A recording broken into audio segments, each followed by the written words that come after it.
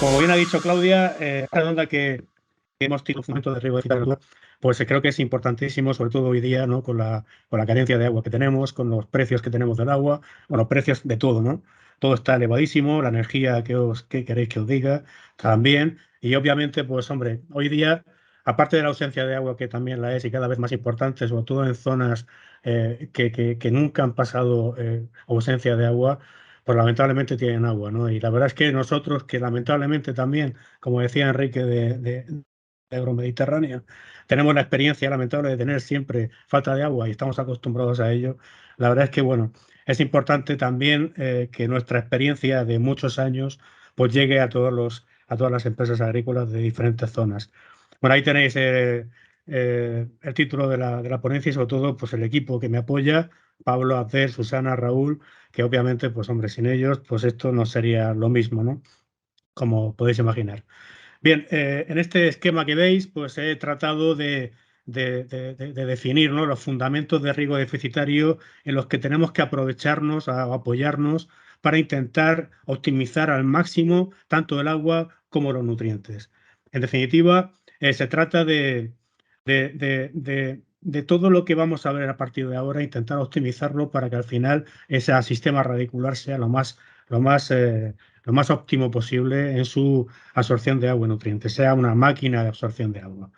Bien, una de las cosas más importantes es que necesitamos, como veis, el conocimiento de las fases fenológicas de un cultivo. Para aplicar una estrategia de riego deficitario necesitamos conocer el cultivo, necesitamos conocer qué fases fenológicas son las denominadas críticas. Aquellas fases críticas son aquellas fases fenológicas en las que no debemos de aplicar un riego deficitario, no debemos de estresar al árbol, al cultivo, y en las no críticas sí que podemos estresar al árbol, pero tampoco nos podemos pasar porque podemos reducir lo que es la copa, el crecimiento vegetativo, que puede luego alterar negativamente en los ciclos posteriores. También conocer el suelo. No olvidemos que estamos regando y aportando nutrientes al suelo para que la planta los absorba de él, del suelo. Con lo cual no tenemos que conocer perfectamente qué capacidad tiene el suelo de retención de agua y no sobrepasarla, porque si no estamos perdiendo agua o tanto por lixiviación o escorrentía superficial. Y eso es muy importante también conocer un buen punto de riego. Es fundamental que haya un bulbo continuado en el espacio y en el tiempo también. Que necesitamos gobernar la raíz y que la raíz no nos gobierne a nosotros. Es un principio que suelo decir mucho y la verdad es que es importante que lo cumplamos. No podemos tener sistema radicular despendolado sin control alguno. Tenemos que intentar controlarlo. Bien, luego, por supuesto, la programación de riego, ya sea en fases fenológicas críticas o no críticas, tenemos que realizarla a través de unas informaciones del estado hídrico del suelo y la planta. Es importante programar el riego en base a una información que nos va a llegar de la propia planta o del propio suelo. La planta nos tiene que decir algo. Esos indicadores de si está bien hidratada, si le hace falta agua, si el suelo está bien hidratado o no. Es decir, tenemos que cuantificar esto de alguna forma posible. Bueno, y la verdad es que en el mercado, como veis, hay una gran cantidad de indicadores, todos indicadores, algunos indicadores discontinuos, potencial hídrico de tallo, cuando se embolsa lo que es la hoja, cerca del tronco para que no le dé la radiación solar y sea más o menos estable su medida y que esté en equilibrio con el potencial hídrico del suelo, el intercambio gaseoso, la apertura o cierre estomático. Ya sabéis que cultivos como los cítricos, que a partir de cierta hora de la mañana regulan estomas, con lo cual nos está diciendo indirectamente la planta cuándo no debemos de regar y cuándo debemos de regar, cuando al principio de la mañana, que sucede en todos los cultivos, prácticamente esos primeros rayos solares hacen que las aperturas estomáticas sean máximas y luego ya conforme avanza el día, pues esas aperturas estomáticas se van regulando, no cerrando, porque cerrarse es difícil del todo, pero sí regulando, con lo cual se limita esa absorción, esa fijación de CO2 y esa transpiración. También motivado ciertamente por la falta de agua que en el suelo. La planta puede regular, tiene mecanismos de conservación de agua que hace que si ve que en el suelo no hay agua, pues hace una regulación estomática automática. Por supuesto, también tenemos indicadores discontinuos como los drones, que cada día están más en más uso, cámaras con cámaras térmicas, cámaras multiespectrales. Necesitamos saber con las cámaras térmicas, por ejemplo, aquí fijaros estas 4 líneas del cultivo del melón, cómo se difieren en color al resto. Esas 4 filas fueron sometidas a un estrés hídrico severo, con lo cual estamos hablando de unos índices que junto con los índices multiespectrales, y no cualquiera, sino índices multiespectrales que realmente sean sensibles al estrés hídrico o al crecimiento vegetativo, podamos detectar algún problema a mayor escala que a escala de parcela cuando medimos con el potencial hídrico o con el intercambio gaseoso. También la dendrometría me da muchísima información. Sé que no es el parámetro, el indicador más robusto, hay que necesitar mucho mantenimiento, pero nos da una información de la fenología, de la fisiología, que la verdad es que bueno, hemos aprendido muchísimo con la dendrometría. Es cierto que también hay otro tipo de sensores que abrazan el tronco, con lo cual son más estables que los de la simple aguja, ¿no? Y por supuesto, todo lo derivado del agua en el suelo, el contenido volumétrico de agua en el suelo, el potencial matricial del agua en el suelo, todo en lecturas continuas, nos va a dar pie a conocer estas evoluciones que veis aquí en negro del contenido volumétrico de agua.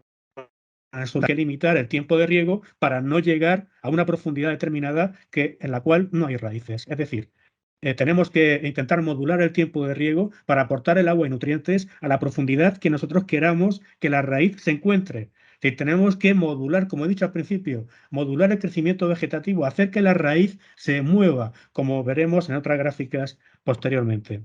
Aquí tenemos una evolución, por ejemplo, de cómo se programa el riego a partir de un agotamiento máximo permisible a través respecto a la máxima capacidad de campo, que es la capacidad máxima que tiene el suelo de retener agua, ¿no? Yo puedo programar el riego con un agotamiento máximo permisible, por ejemplo, del 20%, como hemos tratado de hacer prácticamente desde el principio del crecimiento de los frutos en el cultivo del melón. Y fijaros cómo a 30 centímetros ya se ven diferencias, pero fijaros cómo a 40, a 50 y a 60 vemos que no hay lixiviación alguna en la línea verde que corresponde a ese agotamiento máximo permisible.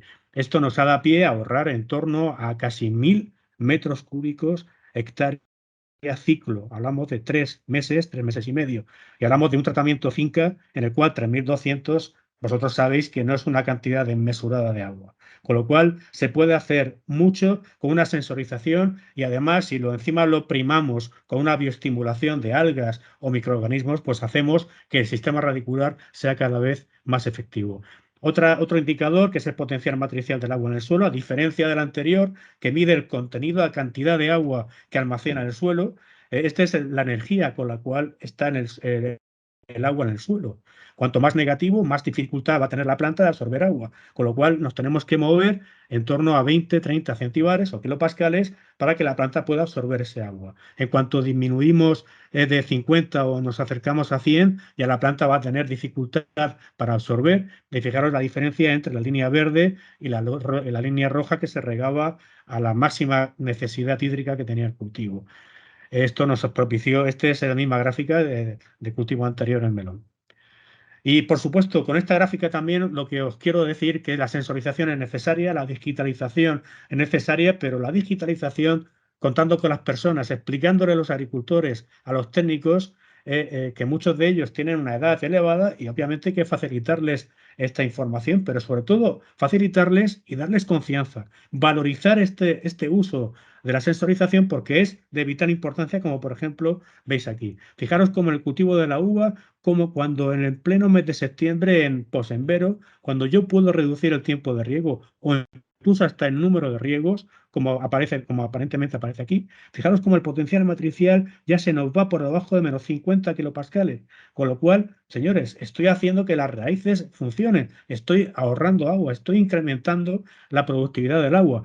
Y si lo reflejamos en el contenido volumétrico de agua en el suelo, vemos cómo en el sensor de 20 centímetros, en la línea verde, también decrece. Y fijaros cómo también lo hace el de 60 centímetros, con lo cual, antes cuando aplicábamos dos riegos de un tiempo determinado alto, y hablamos de septiembre, agosto, es decir, en meses de alta demanda climática que la uva necesita agua. Pero fijaros que no hay ningún problema. Si esta uva no tuvo ningún problema en la producción y la calidad, incluso la calidad se mejora enormemente. Si seguimos con indicadores, esto es en mandarinos adultos. Fijaros cómo esta es en la línea azul asemeja la evolución del contenido volumétrico de agua en el suelo a 10 centímetros, la línea verde a 20, y ya tenéis aquí los diferentes sensores cada 10 centímetros y hasta 60 centímetros. ¿Veis cómo estamos haciendo? Fijaros aquí el 24 de julio, hablamos de la semana pasada, de esta semana, no hemos regado. Y lo que estamos haciendo es favorecer que el sistema radicular se mueva a una profundidad de 40 y 50 centímetros, como veis aquí arriba. Entonces, de vez en cuando hay que dejar a las raíces respirar. No hay que regar todos los días, ni 2 o 3 riegos diarios. Hombre, hay veces que sí, por el calor, pero de vez en cuando es bueno aplicar un no riego durante un día, por ejemplo, para que el sistema radicular se espabile, ¿no? Y se oxigene. Y fijaros cómo aquí en el gráfico medio, intermedio, pues hemos fijado lo que son las líneas características a las cuales yo voy a poder hacer frente cuando yo cuantifique un agotamiento máximo permisible. Esta segunda línea es lo que denominamos capacidad de campo, y esta línea de aquí, la que está señalizando la línea roja, es el agotamiento máximo permisible que anteriormente mencionaba. Entonces, fijaros cómo he puesto aquí una cámara de presión, porque necesitamos cuantificar, no solamente en suelo, sino necesitamos también cuantificar el potencial, el estado hídrico del cultivo, cuando llegamos a aplicar un agotamiento máximo permisible por encima del 8%, como aparece ahí. Y de esta forma podemos modular ese agotamiento máximo permisible y podemos hacer que las raíces se espabilen y obviamente pues absorban en mayor cantidad de agua.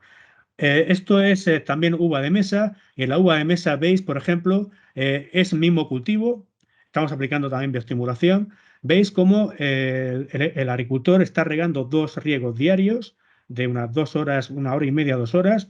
Nada, una locura, no es una locura, es una cantidad normal. Como veis aquí, las cantidades de riego están aquí, el pluviómetro y la demanda evaporativa cercana a 8 milímetros. Ya sabéis todo lo que son 8 milímetros día dentro de un invernadero o dentro de una malla como la uva de mesa. Fijaros cómo en el tratamiento de riego deficitario con bioestimulación estamos aplicando solamente un riego diario. Incluso hasta hay un día que no hemos aplicado riego, como el 24 de julio. Señores, la uva de mesa está ahora mismo a -1 megapascal y está ligeramente estresada, pero no afecta a la calidad. Incluso hasta esta variedad, incluso hasta las uvas en Posembero, les gusta, no demasiado, pero les gusta tener cierto estrés para que la calidad de la uva sea la mejor posible, incluso la propia coloración.